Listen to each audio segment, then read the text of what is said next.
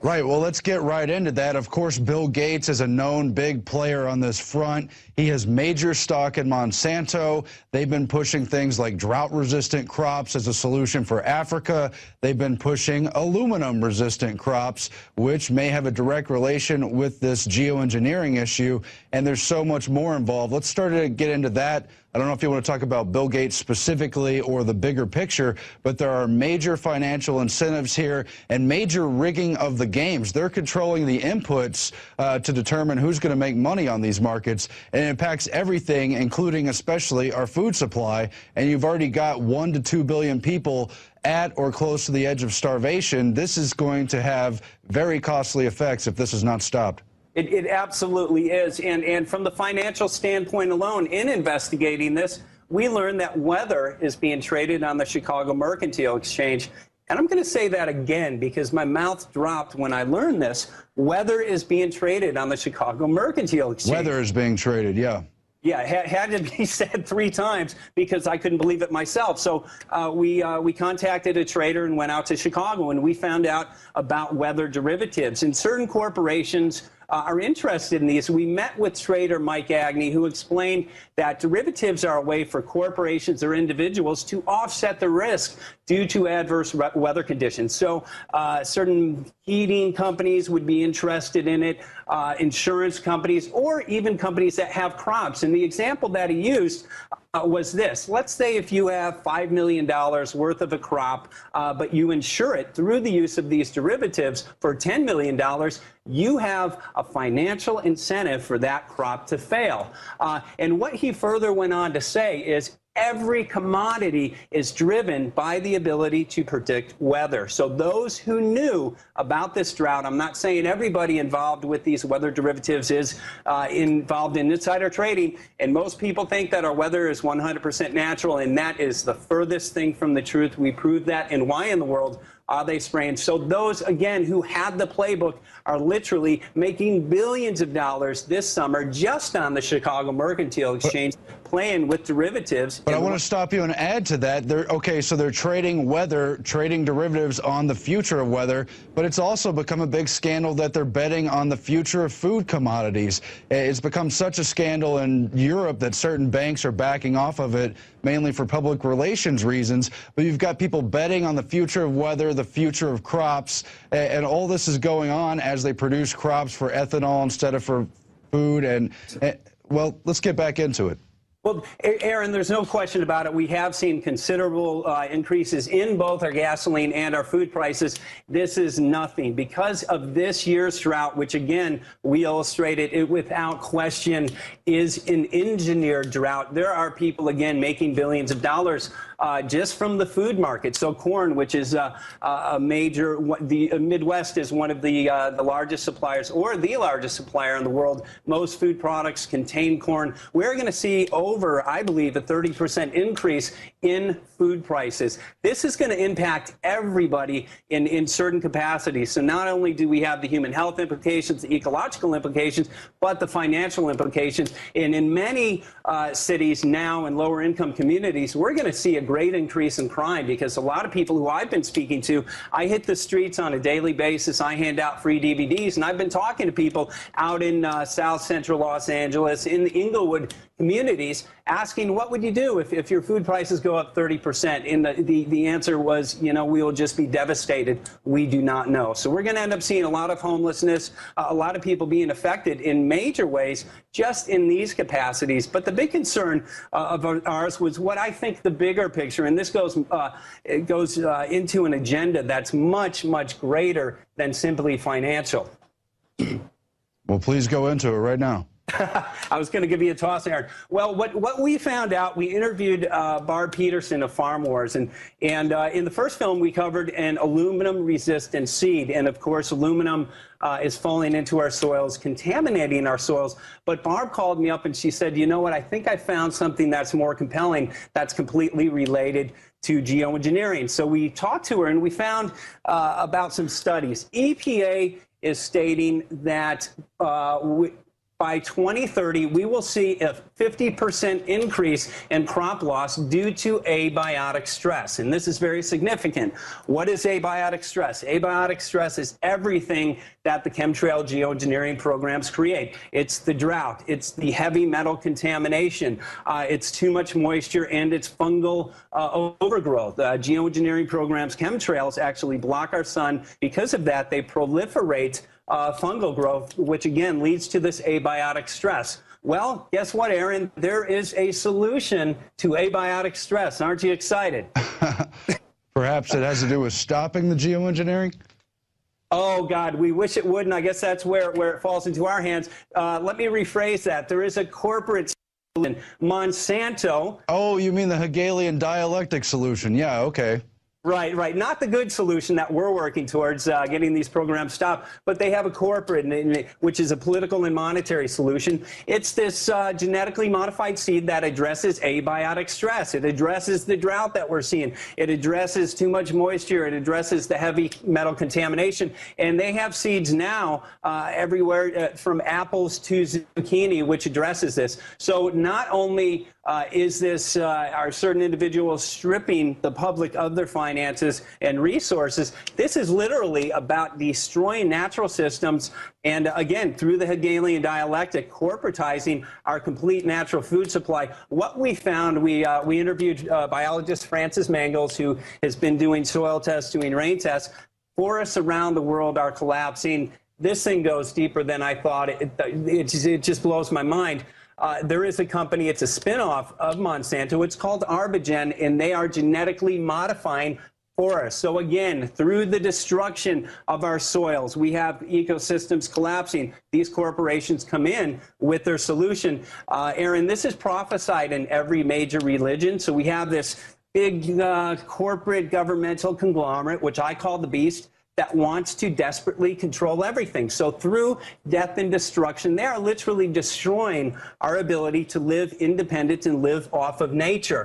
I spend a lot of my time on an organic farm in Maui when I'm not here working with Barry Kulski, who's my co-producer with films. And we live independent from the corporate system. Primarily, we grow our own food. We're dependent on rain, sunshine, and natural seeds. Well, the concern that we have, the farmers that we've interviewed, have seen between a 60 and 70% decline in their ability to grow natural organic foods. So we're seeing family farms, we're seeing smaller farmers, either go out of business, and the ones that go out of business are forced to sell their farmlands. This is directly related as well to Agenda 21. There's been a company owned by George Soros who is now coming in. They're buying that farmland at pennies on the dollar. But the ones that want to stay alive end up going to these genetically modified seeds. So again, through the death and destruction of our natural systems, these corporations are literally usurping the authority of nature or the authority of God,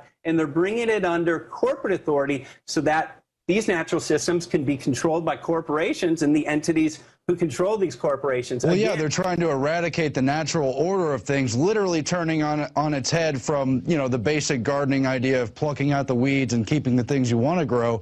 They want to destroy everything natural, so you have to grow their intellectual patent product. And so it's this horrible mixture of mad scientists meets monopoly men meets intellectual property, you know, Monsatanist, I guess. Satan. And Aaron, this comes down to the real basic premise.